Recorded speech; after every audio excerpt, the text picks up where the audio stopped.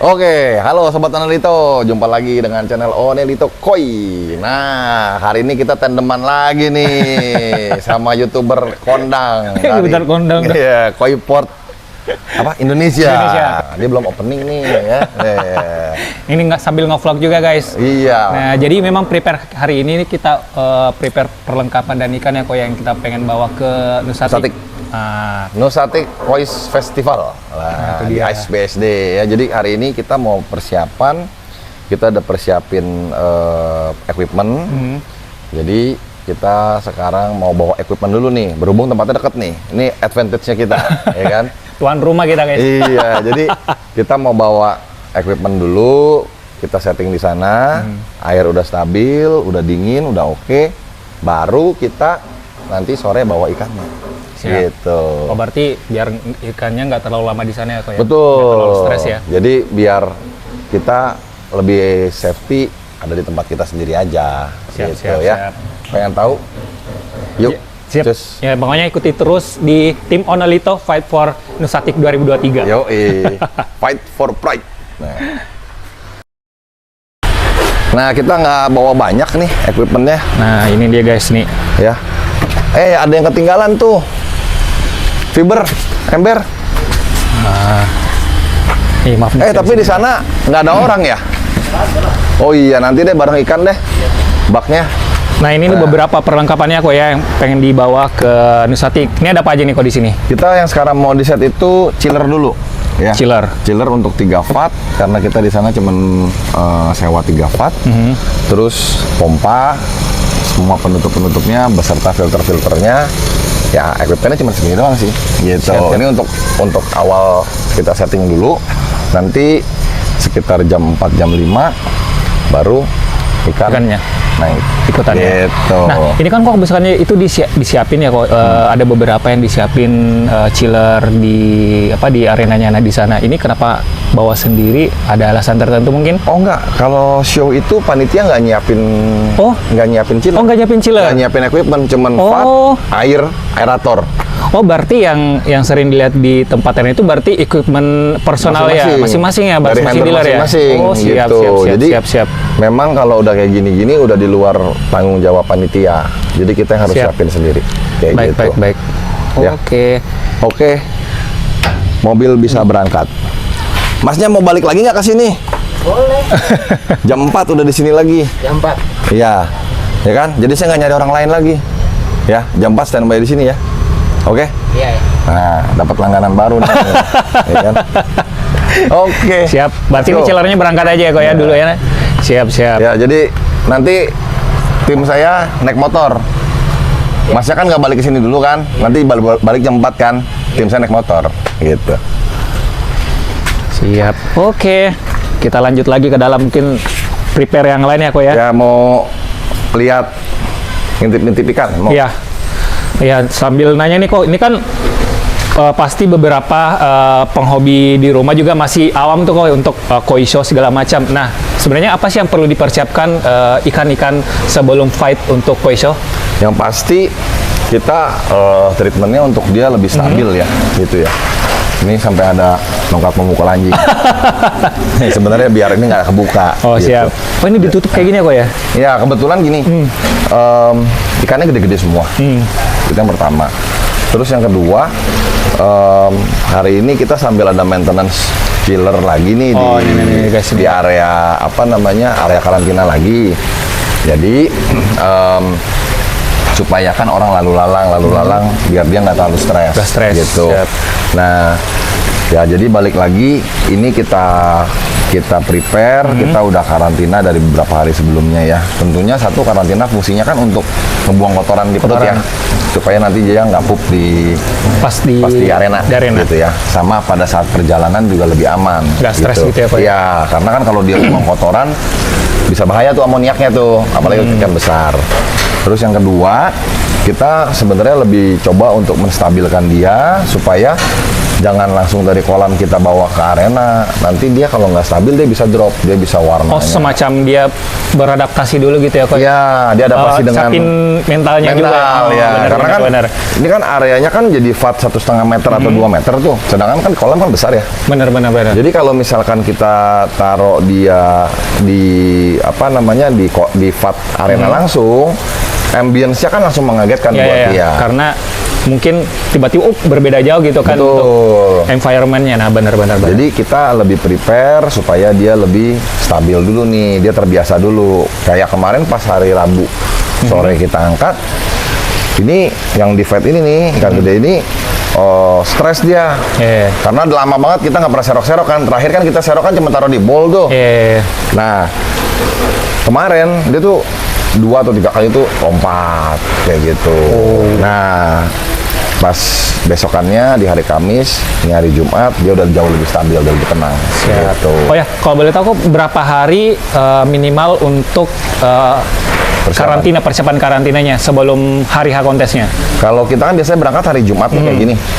Saya sih rata-rata sih hari Rabu paling telat udah diangkat. Hari Rabu paling telat berarti Rabu, Kamis, Jumat berarti rata-rata minimal 3 hari ya? Ya kurang lebih 3 hari. Tapi ikan makan terakhir itu hari Senin. Tetap puasanya puasa di kolam 5 hari, dulu, sehari, puasa di kolam dulu. Baru hari Rabunya kita angkat. Siap. Gitu. Nah, Rabu, Kamis, Jumat berangkat. Gitu.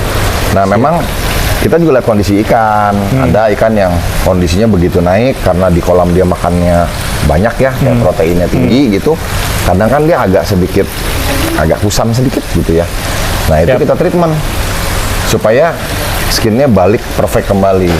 Gitu. Oh ya, boleh tahu treatmentnya apa tuh, kok? Treatmentnya kayak tergantung ikan ya. Ada yang kita cuma pakai garam doang.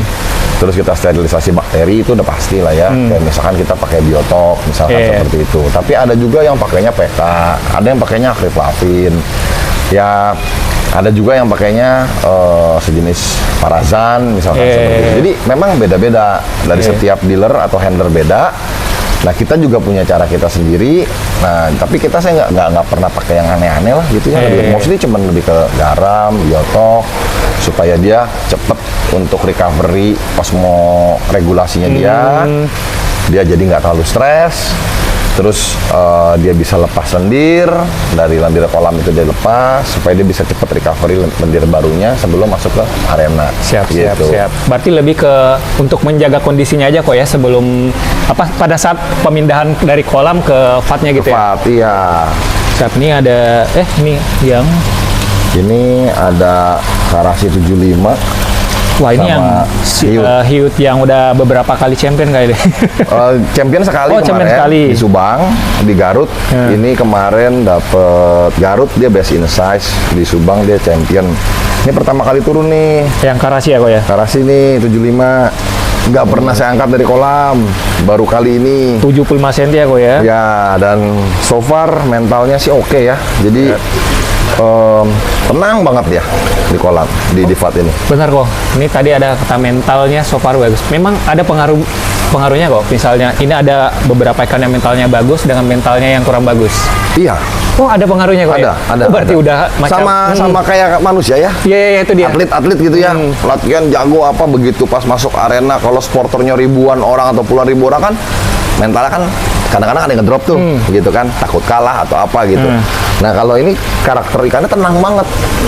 Jadi waktu kita angkat juga tenang aja dia, ngikut aja gitu. Mau kita apain ikut aja. Nah, itu salah satu ciri mental ikan yang bagus. Begitu masuk ke dalam vat biasanya nggak terlalu banyak perubahan. Gitu. Oh, lebih ke kualitas skin dan overallnya. Pasti mental yang lebih bagus itu dia akan tetap lebih stabil, lebih stabil ya? Gitu ya. Kayak kita kalau nervous kan pucet tuh, gitu kan. Nah, kalau nervous juga skin quality-nya bisa turun ya, kok ya? Iya, bisa turun. Tapi gitu. Mungkin sirojinya kayak urat. Biasanya gitu ya? Biasanya sirojing urat bisa. Terus kalau warna beni kadang-kadang jadi agak tipis, kuning jadi agak tipis. Oh, bisa gitu juga ya, kok ya? Bisa kayak gitu. Oh, baik. Oh, berarti untuk Kohaku penting dong, berarti harus mentalnya kuat karena sangat berpengaruh di basically semua ikan show ya harus bisa punya mental yang bagus gitu ya. Siap. Apalagi ikan kecil nanti dari FAT pas penjurian masuk ke kantong plastik. Karena kalau ikan di kantong plastik kan pasti begitu-begitu tuh. Buru-buru. Nah, kadang dia jadi diem kalau dia kecapean. Setelah dia gerak-gerak terus. Siap. Tapi begitu dia diem, skin quality-nya turun. Kalau kayak ogon tuh paling kelihatan hikarinya tuh kayak hilang aja udah. Oh, Yang jadi tadi warnanya jadi rata. bening gitu ya? Iya, tadinya warna kuningnya mengkilat jadi ngedop. Terus yang tadinya rata jadi agak kayak putih-putih belang-belang gitu. Nah, itu tandanya udah mentalnya udah drop. Baru tahu itu. Gitu. Nah, ini saya juga baru tahu nih, guys. Ternyata mental juga cukup berpengaruh ya. Sangat berpengaruh, sangat berpengaruh. Kayak ikan yang ada suminya kadang tiba-tiba jadi kayak ada tategoy gitu. Dari yang tadi pekat jadi bisa tipis kayak tategoy gitu. Nanti balik kolam ya balik normal lagi. Wah. Ibaratnya bisa jadi ikan koi itu bagus di kolam belum tentu bagus pada saat penentuannya kalau mentalnya kurang bagus gitu. Betul, ya. betul. Makanya kita harus ya istilahnya ada training lah ya gitu ya. Oh, ada trainingnya juga. Kasarnya ngomong training, sering kita bawa show dia kan semakin paham bahwa oh ini environment kayak gini gue biasa kok nggak kenapa-napa gitu kan. Nah itu salah satu bentuk kayak latihan lah istilahnya gitu. Siap. Ya. Wah. Ini ada hiut, karasi, sama ada kohaku maruten 4 step. Rencana bawa berapa ekor kok?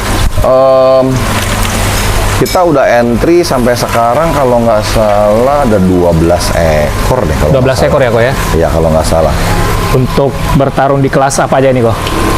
Dari size 35 ada satu ekor, size 45 ada. Terus selebihnya sih ada 55 satu. Permisi ya Mas ya. 65 up selebihnya. Nah, 65 up. Ini nih ikan monsternya guys. Ini pertama kali turun nih. Yang Tadinya sanke waktu ya? kemarin lebih kuning dia. Oh, sankenya awalnya kuning. Iya, si rojinya lebih kuning. Terus setelah treatment, dia udah mulai lebih terbiasa dengan airnya lagi. Dia udah mulai recovery, udah lebih oke gitu. Ini Showa 78, ini juga baru pertama kali turun. Tanco Sanke pertama kali kita bawa kayak gitu. Ini guys. Ini yang kemarin di Soreang dapat BIP ya nih, ujakunya nih. Oh, best in variety ya. Iya, sama best in size kalau nggak salah. Bukan di Soreang deh. Di mana ya? Soreang ya, yang 70 cm. Siap. Wah, ini gacoan saya nih guys nih, Showa. Belum pernah turun sih. Saya cuman pengen tahu aja gitu. Kalau diturunin gimana sih? Kadang kan kita ngeliat di kolam kita bagus ya. Iya, benar. Tapi kalau kita compare sama ikan lain, kita jadi tahu weakness-nya ada di mana nih. Dan kita bisa treatment apa yang harus kita improve. Itu yang paling penting gitu. Ini gokil nih guys. Tes mental langsung di Nusatik. Ya, abis show yang size-nya gede kan jarang banget. Iya juga sih benar. Iya kan? Benar. Jadi mumpung lagi ada, dan tuan rumah udah lah ya. Ya, sekalian mumpung dekat. Resiko untuk bawa ikan gede dengan jarak yang dekat kan jauh lebih kecil dibandingkan kalau kita tesnya misalkan ke daerah Jawa Timur, Jawa Tengah yang perjalanannya jauh. Itu kan tuh resiko sebenarnya gitu. Paling sulit 30 menit nyampe kok ya. Ya, kurang lebih 20 menit malah udah nyampe gitu kan ya. Ya, kalau jalan santai ya 25 menit lah pelan-pelan gitu kan.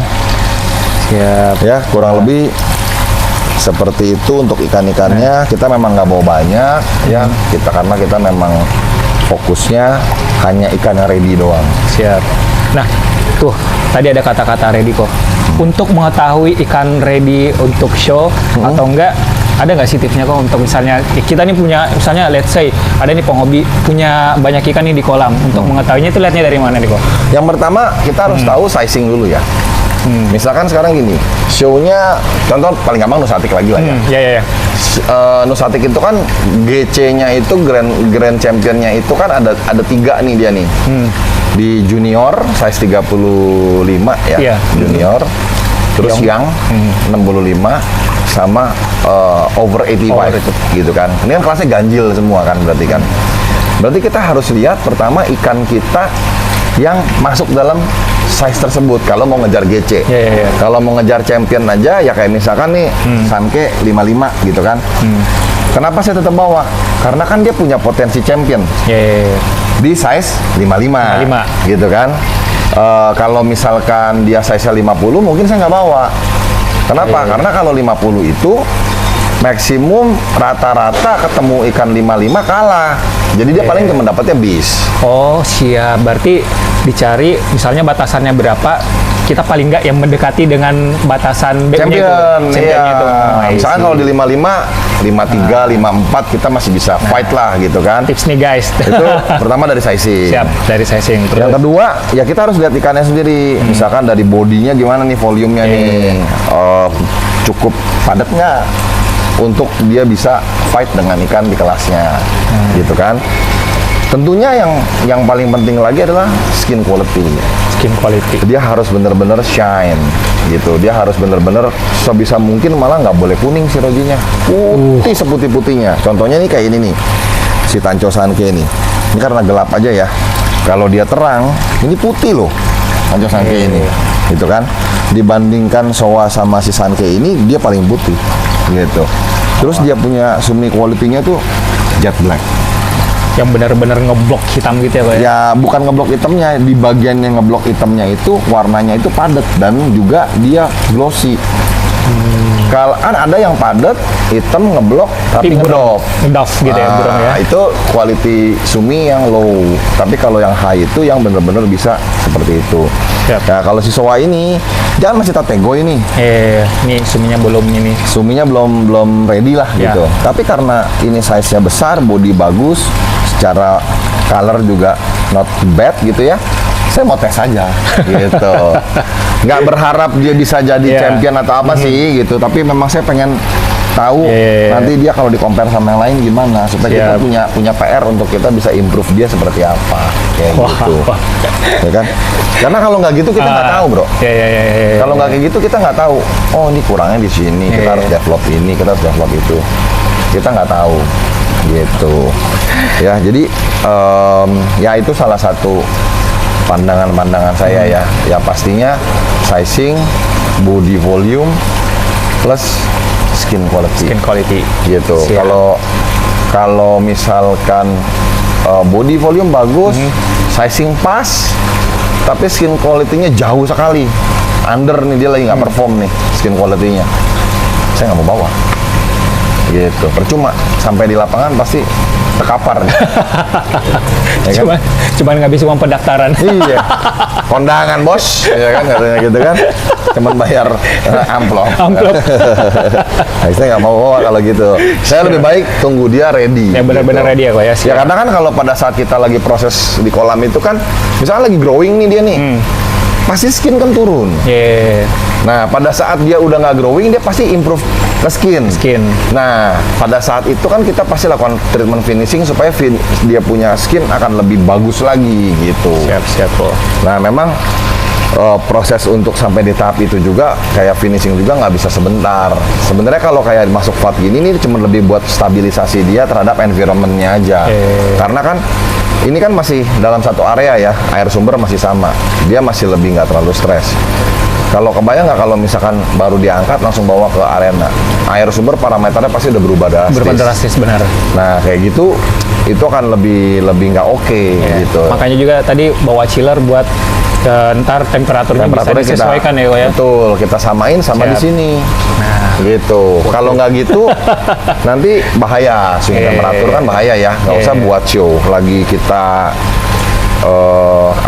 karantinanya sebelum masuk kolam aja harus benar-benar sebisa mungkin tidak terlalu jauh lah. Siap.